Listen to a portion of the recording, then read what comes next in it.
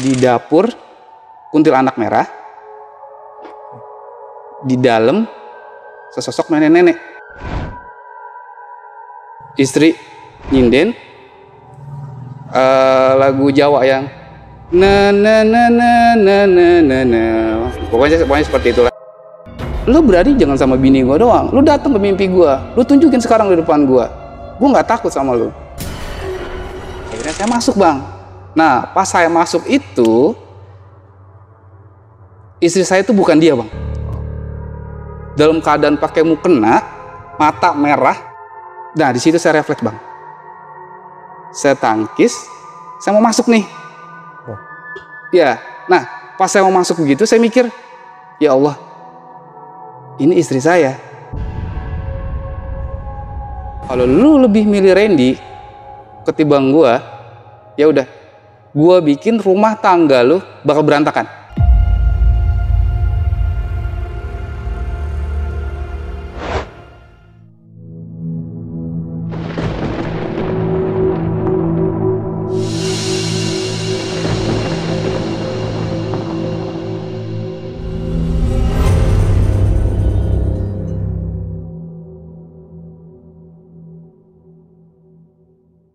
Assalamualaikum warahmatullahi wabarakatuh. Balik lagi bareng gue Ibnu Peter Sidik di Timur Misteri Channel. Apa kabar teman-teman semua? Semoga senantiasa kita selalu diberikan kesehatan, diberikan kemudahan rezeki, serta diberikan kemudahan dalam segala urusan-urusan kita.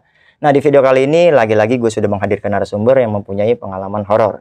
Seperti apa kisah pengalaman yang diceritakan sama narasumber gue pada saat ini? Langsung aja nih kita sapa dan berkenalan sama narasumbernya. Gue udah sama Bang Randy. Bang Randy, apa kabar Bang Randy? Alhamdulillah baik, Bang Ibnu. Oke, Bang Randy. Bang Randy mau nyeritain pengalaman istri yang kena guna-guna ya? Iya, Bang. Itu ceritanya gimana Bang Randy?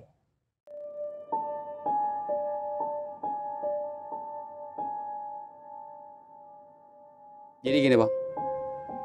Di awal gua pacaran itu masih normal. Normal itu dalam arti kata ya nggak ada gangguan atau yang gimana-gimana ya, maksudnya ya sebatas orang normal lah.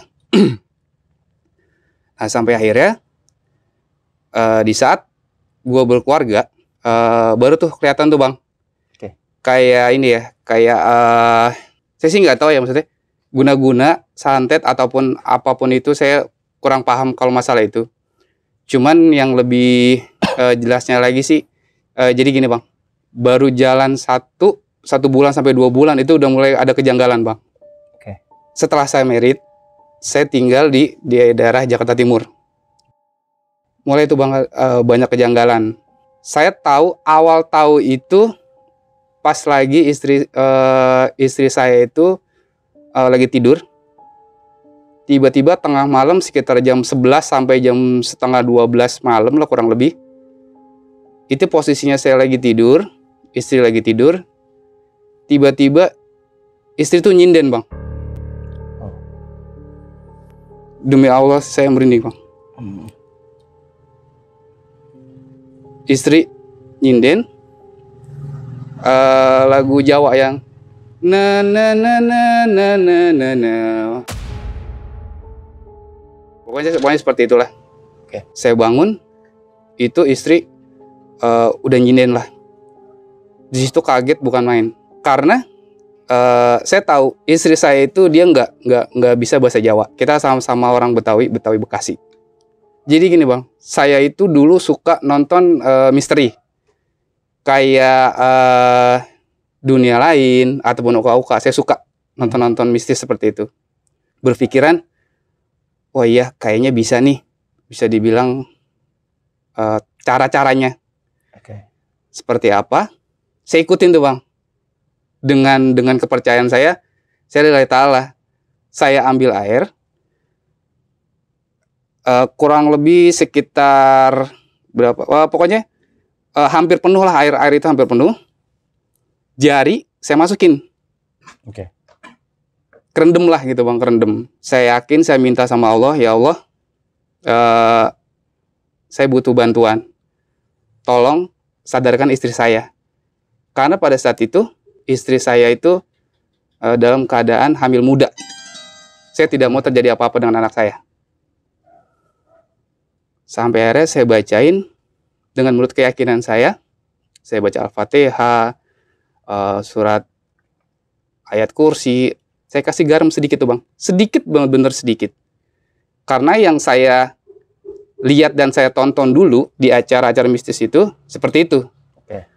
Dengan penuh keyakinan, saya minta sama Allah, ya Allah, tolong saya. Saya minta sama Allah, biar air itu menjadi penyembuh istri saya. Diwasilah lah ya. Ya. Saya baca-baca segala macam sampai akhirnya itu air saya tuang sedikit, saya ucap ke ubun-ubun dia Bang. Itu dia kepanasan Bang. Sisanya saya usap ke belakang punggungnya dia. Saya usap ke punggungnya dia. Dia bilang panas, panas, panas. Setelah sudah mulai agak udah mulai agak siuman, saya minumin lah tuh air itu. Saya minumin sampai akhirnya ketelan. Jadi sepengetahuan saya nggak tahu benar apa enggak. Sepengetahuan saya, yang penting air udah diminum, insya Allah sadar. Oke. Dan itu yang terjadi. Pas istri saya minum itu, dengan izin Allah, alhamdulillah sadar. Berapa minggu kemudian, itu istri saya itu mulai banyak lagi nih Bang nih, mengalami kejanggalan-kejanggalan. Hampir kesurupan itu seminggu 2 kali Bang. Semakin sering. Semakin sering. Malam Senin sama malam Jumat. Oh, di malam-malam tertentu? Iya, itu udah pasti Bang. Itu udah pasti. Setiap menjelang maghrib, itu pasti adalah sesuatu yang menurut kita itu, wah kayaknya bukan sewajarnya nih istri saya seperti ini. Oke. Entah dia ngerasa punggungnya berat, entah di malam jam 10, jam 11, tiba-tiba dia nyeduh kopi hitam. Sampai akhirnya saya pernah Bang, saya ditawarin, Yang, kamu mau ngopi nggak? Aku pengen ngopi nih, pengen ngopi kopi hitam. Di situ saya berpikir, bukan dia nih. Karena saya tahu gimana istri saya, seperti apa, dan minuman kopi kesukaan dia itu apa, dan saya tahu. Oke. Sampai akhirnya dia nyalain kompor, air udah mateng. Karena saya ada ganjel gitu kan, wah kayaknya bukan istri saya nih. Takutnya apa Bang? Kita sih jaga istri kita Bang ya. Takutnya namanya bukan pasangan kita, dia nyeduh kopi panas tiba-tiba diminum. Oke. Kasian. Takut terjadi apa-apa sama istri saya. Sampai akhirnya saya samperin dia. Itu 2 minggu setelah kejadian yang pertama tadi tuh, yang dia nyinden itu kan. Tiba-tiba dia mau minum nih. Dia mau minum, karena saya tahu itu bukan dia, saya seolah-olah nggak tahu. Dan seolah-olah kayak saya pura-pura istri saya normal gitu kan. Iya. Saya bilang gini, kamu tumben yang malam-malam kopi. Iya nih lagi pengen kopi hitam aja. Emang kenapa? Kita ngobrol dulu ya di depan yuk. Saya mengalihkan pembicaraan itu, biar kopi ini adem dulu nih. Kalau bisa sih jangan sampai diminum sama dia. Oke. Cara abang lah ya. Iya. Sampai akhirnya saya ngobrol di kamar. Nah, di situ baru saya langsung saya tembak dia tuh, Bang. Gua tahu ini bukan elu. Oke. Tiba-tiba dia ketawa, Bang. Sumpah demi Allah, saya berinding nih, Bang. Abang boleh lihat. Tiba-tiba dia ketawa. Dengan nada dia. Jadi bisa dibilang kayak ini, Bang. Kayak nenek-nenek ketawa gitulah. Sosoknya ya? Iya. Ketawa. Sampai akhirnya saya bilang gini, maunya apa? Oke. Awalnya saya takut, Bang. Awalnya saya takut karena saya bener-bener belum pernah ada di dunia itu. Belum ngadepin seperti itu gitu kan. Saya cuman tahu sedikit aja dari pengalaman-pengalaman ataupun cerita-cerita teman-teman. Sampai akhirnya dia marah, dia ngelempar mobil-mobilan, Bang. dilempar ke arah saya ngeles.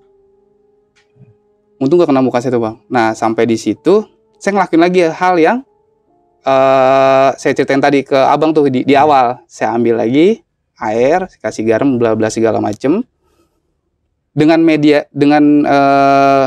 itu, alhamdulillah sadar lagi bang. Setiap kejadian seperti itu, pasti saya selalu melakukan hal yang sama dengan media itu. Kadang gini bang, kita manusia ya bang, maksudnya kita ada rasa capek. Jenuh ya. Iya, di saat kita pulang kerja tiba-tiba istri kita atau pasangan kita seperti itu, ada kalanya tuh nggak saya ladenin bang. Udah saya tinggal tidur aja deh. Tapi pintu kamar tuh saya kunci, semua benda tajam saya umpetin. Karena saking capeknya gitu kan bang. Tapi sebisa mungkin kalau fisik saya lagi bagus, lagi fit, pasti saya bakal ngelakuin hal yang sama. Singkat cerita, jadi saya punya salah satu padepokan silat. Nah, guru saya itu tahu nih tentang kejadian saya. Karena sebelum kita ngumpul di padepokan silat itu, guru saya tahu nih cerita saya. Karena kita sering cerita, karena guru silat saya itu masih sepantaran sama saya bang, gitu. Akhirnya ketemulah nih sama Bang Rio ini. Sebelum latihan, saya ngobrol sama guru saya. Guru, begini. Ya udah, coba lo ngomong sama Rio. Karena gue pernah ditolongin sama dia. Kasusnya hampir sama kayak gini, gue dikerjain orang gini. Ya udah. Akhirnya setelah selesai latihan, saya cerita tuh sama Bang Rio. Bang Rio, iya kenapa Ren? Saya punya masalah nih bang. Masalah apa? Saya ceritain tuh bang. Dari awal sampai kejadian itu, saya cerita segala macam semuanya sama dia. Dan dia bilang, siapa nama pasangan ente? Si ini bang. Bapaknya siapa? Si ini. Namanya kita nggak tahu bang ya. 5 menit ke depan dia melek dan dia bilang, rumah lo di sini ya, madep sini ya, itu segala macam. Itu ditebak sama dia bang. Padahal dia belum sama sekali itu ke rumah saya, belum pernah. Nggak tahu sebelumnya. Belum pernah dan nggak tahu. Dan saya pun itu ketemu dan kenal dia itu di padepokan silat saya itu. Dia baru ketemu 1-2 kali lah. Akhirnya saya cerita sama dia segala macam. Ya udah, lu kapan ada waktu, gue mampir ke rumah. Intinya saya udah janjian dari siang hari nih bang. Malam ke rumah lah dia. Malam ke rumah, saya izin sama istri. Aku keluar dulu ya. Mau kemana? Mau keluar sebentar. Ya udah jangan malam-malam, besok kerja ya. Setelah itu saya jemput Bang Rio ini, nyampelah ke rumah saya. Nah, sebelum masuk ke rumah saya, di teras depan rumah, dia melakukan gerakan yang saya nggak tahu lah. Intinya dia situ dia duduk sila segala macem. Ren, gue boleh izin masuk ke dalam nggak? Oh ya udah boleh. Saya buka pintu kan, Dia tetap sila tuh, tetap sila dengan mata itu merem. Logika saya, kan dia minta izin ya bang ya. Kenapa dia nggak masuk? Selang 10 menit kemudian, meleklah dia. Ren, yang gue lihat di dalam ini ada 2, dia bilang. Di dapur kuntilanak merah, di dalam sesosok nenek-nenek. Mungkin kayak ini kali bang ya, kayak dia masuk dimensi lain kali ya. Apa gimana saya kurang ngerti juga lah. Di situ saya mikir, dia minta izin. Itu saya masih mikir tuh bang, dia minta izin tapi nggak masuk, tapi kok merem ini segala macam. Oh ternyata mungkin raganya dia yang masuk ke dalam. Dia bilang gini, di belakang sering nggak kejadian-kejadian aneh di dapur gitu? Sering bang. Entah keran bunyi sendiri, hidup gitu bang. Mati ini tiba-tiba hidup. Entah TV hidup sendiri. Tapi alhamdulillah semenjak maksudnya gini, kalau kejadian-kejadian ganjil seperti itu di saat saya ada di rumah itu normal bang, itu nggak ada Sosok-sosoknya. iya nggak ada, dan itu nggak ada kejadian-kejadian seperti itu. Paling Bokin doang bilang, yang tadi begini, tadi begini, dia selalu cerita. Tapi alhamdulillah setiap saya ada di rumah tidak terjadi hal-hal yang seperti itu, ya ganjil seperti itu. Selang beberapa bulan kemudian, di saat saya lagi ada di rumah itu pertama kalinya itu tiba-tiba TV hidup. Oke. Sedangkan TV itu bisa dibilang udah 2 atau 3 tahun itu udah nggak pernah kita nyalain ataupun nonton, kita nggak pernah. Tiba-tiba hidup. Nah di situ mungkin karena saya capek ya bang, karena saya capek, saya emosi juga, sampai akhirnya saya masuk ke dapur. Saya tuh kayak orang, bisa dibilang kayak orang apa ya, kayak orang nggak waras gitu bang. Saya sampai teriak-teriak gini, lu kalau berani hadepin gua, lu datang ke mimpi gua, lu tampakin di depan gua. Jadi kayak orang nggak waras gitu bang. Jadi kita luapin emosi itu ya nggak ada siapa-siapa. Lu berani jangan sama bini gua doang, lu datang ke mimpi gua, lu tunjukin sekarang di depan gua. Gua nggak takut sama lu, bla bla bla segala macam. Dengan emosi saya pada saat itu yang capek, dalam kondisi capek ya. Saya cerita juga kan sama Bang Rio. Iya bang, gini. Pantesan bang. Nih balik lagi bang ke cerita yang Bang Rio pas setelah dia mediasi. Mungkin raganya dia masuk ke dalam. Nah ketemu tuh bang ceritanya bang. Oke. Iya bang, saya gini. Saya cerita ada tuh. Di situ dibilang begini. Ya udah. Kita ke dalam aja kali ya. Oh ya udah bang. Selesai ngopi di depan sebentar, saya ke ruang tamu tuh bang, ke ruang tamu. Saya masuk ke dalam, itu istri saya itu dalam posisi tidur. Oke. Tidur, saya bilang, saya bangunin, yang bangun. Dengan posisi dia bangun tidur gitu bang. Kenapa yang? Enggak, ada Bang Rio, mau ngapain? Enggak, silaturahmi aja. Oh ya udah. Terus aku gimana nih yang? Karena kan istri kan pakai itu ya, pakai daster gitu kan. Ya udah kamu pakai mukena aja. Kamu ke depan. Saya bilang kayak gitu, Bang. Lama tuh Bang saya nungguin. Setelah saya ngobrol itu, saya ke depan tuh ke ruang tamu kan sama Bang Rio ini. Saya nunggu kurang lebih sekitar 20 menit. Di situ saya mikir, wah jangan-jangan terjadi apa-apa nih sama istri saya kan. Akhirnya saya masuk bang. Nah pas saya masuk itu, istri saya itu bukan dia bang. Dalam keadaan pakai mukena, mata merah, berair, marah. Gimana sih bang namanya orang marah? Emosi gitu bang. Gue ngapain ngajak dia ke sini? Gue gak mau ketemu sama dia. Suruh dia pulang. Gak enak sama tamu. Udah kita ngobrol aja yuk. Gue gak mau. Dengan ada emosi dia, mata merah, dengan berkaca-kaca gitu kan.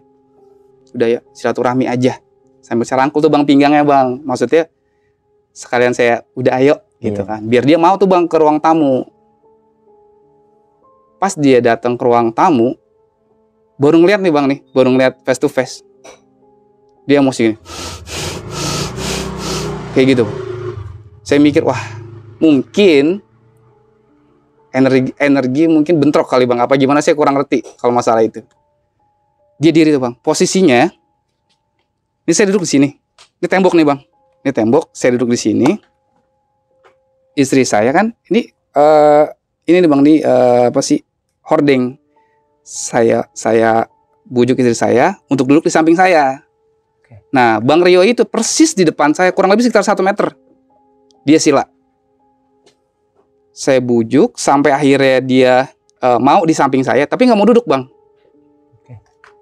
Dia diri dengan kondisi dia yang emosi luar biasa. Dan dia bilang sama Bang Rio itu, "Lu pulang.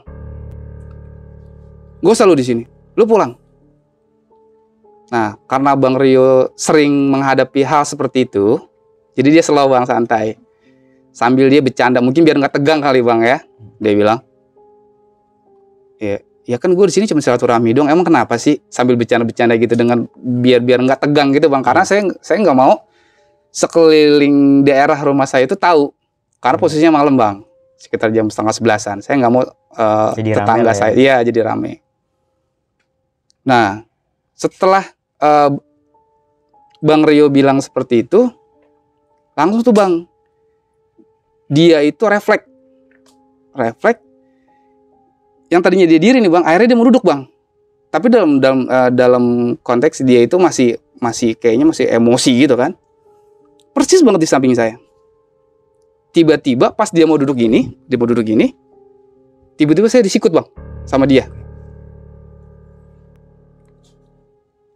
Nah di situ saya refleks bang. Saya tangkis, saya mau masuk nih. Oh. Ya, nah pas saya mau masuk begitu, saya mikir, ya Allah, ini istri saya. Yang ada yang bonyok malah istri saya kan bang. Saya nggak mau jadi kejadian hal seperti itu kan. Akhirnya saya rem. Nah tiba-tiba Bang Rio, habis saya tangkis begitu, Bang Rio ditendang. Itu kan posisi deket bang ya, semeter lah. Habis mukul begini, saya tangkis, itu Bang Rio tendang. Bang Rio itu tiba-tiba langsung kuda-kuda bang. Wah ini nggak bisa ngomong baik-baik nih. Dengan kondisi dia marah seperti apa. Terus lu mau apa? Gitu. Ren, kayaknya mesti kita bantai deh nih. Kalau enggak kita buang aja nih. Yaudah bang, terserah bang, enaknya gimana. Itu tiba-tiba Bang Rio dia baca apa saya nggak ngerti, nggak paham. Dia komat kami segala macem. Tiba-tiba digebrak tuh Bang Ubin bang. Allahu Akbar, ceder, sekenceng-kencengnya itu bang. Secara tidak langsung, istri saya langsung sadar tuh bang. Oke. Jadi pas digebrak, Allahu Akbar, ceder, dibuang tuh, set, dibuang gitulah. Karena saya orang awam, balik lagi saya nggak tahu kejadian goibnya seperti apa. Tiba-tiba istri saya sadar, dia bilang, cerita. Tiba-tiba nangis tuh bang, nangis, sadar. Lah, kok aku di sini yang? Itu udah mulai sadar. Emang ada apaan? Ya udah duduk. Saya kasih air minum segala macem. Disitulah dia baru cerita. Sebelumnya saya nggak tahu nih bang. Sebelum saya pure benar-benar nggak tahu. Dia cerita. Jadi dulu itu baru kebongkar semua tuh bang. Jadi dulu itu dia punya mantan dan dia nggak terima kalau mantannya itu istri saya itu lebih milik saya. Oke. Dia nggak terima dan itu pure, maksudnya benar-benar fair ngomong ke istri saya. Kalau lu lebih milih Randy ketimbang gua, ya udah, gua bikin rumah tangga lu bakal berantakan. Dengan ancaman dia seperti itu. Bisa gua kerjain calon suami lu. Abang berarti. Iya. Di antara istri kalau nggak saya, intinya sih gitu bang. Lu apa-apaan sih? Gak usah lah gini segala macam. Gue gak mau tahu. Gue udah sakit hati. Dia bilang kayak gitu. Udah kebuka tuh bang. Maksudnya kayak oh ternyata seperti ini. Kenapa istri saya itu ngalamin kurang lebih itu sekitar 3-4 tahun tuh bang. Ngalamin seperti itu bang. Prosesnya panjang berarti ya? Panjang bang. Posisinya panjang. Dan setelah kejadian itu, udah tuh, alhamdulillah dengan izin Allah, istri saya udah normal kembali.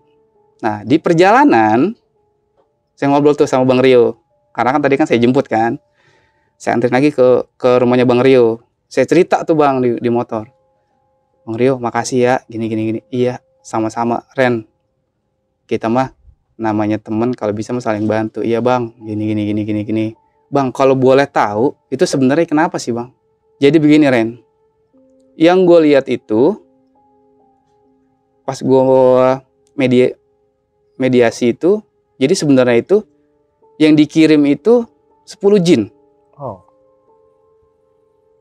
Dikirim 10 jin, mungkin dengan catatan ada batas waktunya. Saya sih nggak ngerti apa mungkin 5 tahun ataupun 1 tahun ataupun berapa tahunnya saya nggak ngerti. Karena kan biasanya itu biasanya ini menurut saya Bang, kalau misal salah mohon dikoreksi. Itu ada kontrak yang berjalan antara si dukun ini sama si jin ataupun setan itu. Oke. Nah, mungkin kontraknya sudah habis, yang 9 ini pulang Bang. 9 ini pulang, nah sisa 1 lah si nenek-nenek ini. Oke. Karena yang saya bilang cerita sama Abang tuh, yang istri saya nyinden lah tengah malam, Tawa ya. ketawa. Saya cerita di perjalanan sama Bang Rio. Bang Rio itu ngasih gambaran seperti itu. Jadi ada 1 nih yang bertahan, Ren. Nah, yang bertahan itu, jadi mungkin dia betah kali Bang.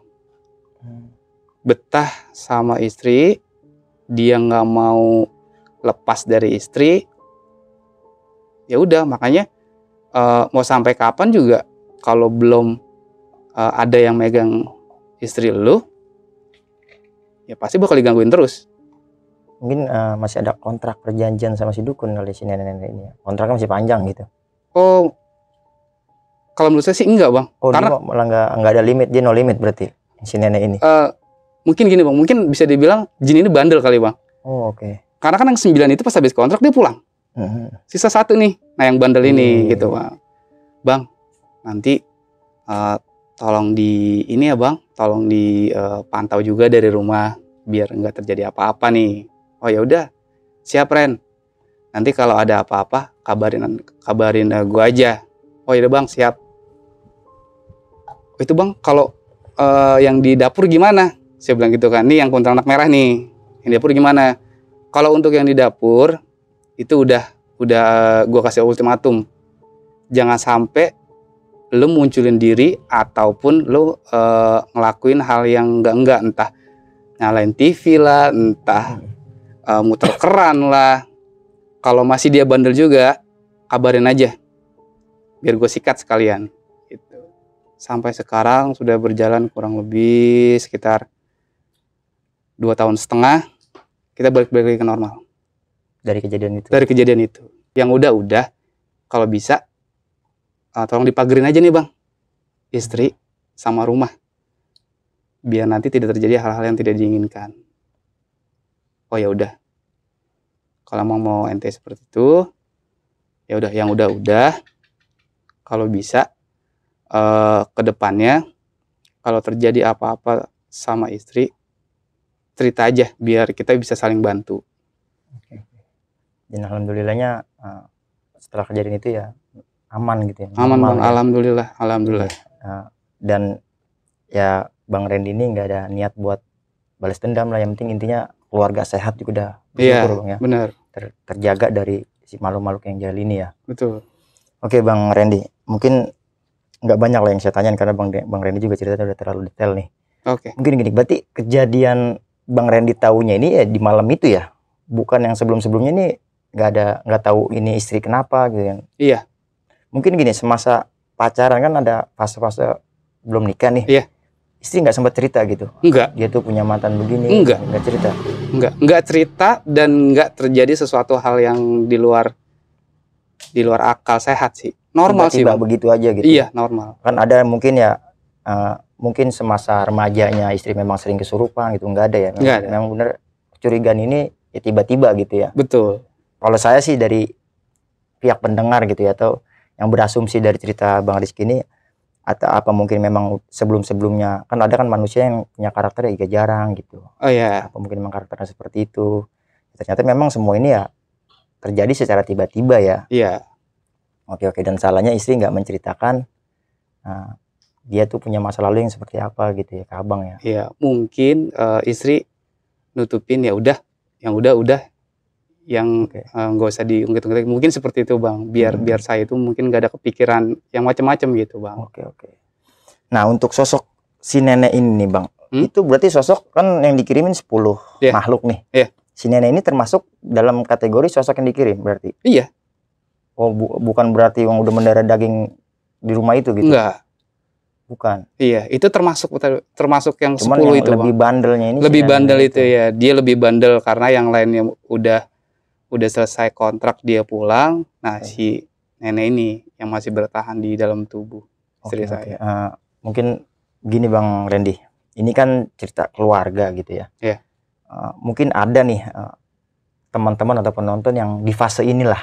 Biasanya kan namanya rumah tangga ada aja nih, entah dia ikut campurin goib di rumah tangganya, entah itu memang halusinasi atau segala macam. Kesimpulan yang bisa Bang Randy bagikan nih buat teman-teman yang mungkin ada di fase ini tuh, gimana sih kita harus kayak gimana sih gitu, dari pengalamannya Bang Randy gitu. Jadi gini, yang saya dapat pelajaran dari itu, pertama saya menambah keimanan. Oke. Kedua, saya percaya dengan kekuatan Allah. Ya kalau bisa untuk sesama manusia kita harus saling jaga sikap, jaga omongan, agar kita itu tidak apa ya, bisa dibilang itu tidak terjadi Nyakiti sesuatu gitu ya yang tidak diinginkan. Soalnya kan kadang-kadang kita suka nggak sadar nih Bang, omongan kita kira-kira dia sakit hati apa enggak sih. Oke. Menurut kita biasa tapi kan menurut dia enggak. Nah yang kita khawatirin itu dia sakit hati, dia nggak berani ngungkapin ke kita sampai akhirnya dia melakukan hal yang tidak. Ya itu sih yang ditakutin itu. Makanya sebagai manusia biasa ya selalu jaga sikap sih Bang. Dimanapun kita berada kita harus jaga sikap dan saling menghormati satu sama lain. Oke. Ngejaga perasaan orang juga gitu ya. Betul Bang.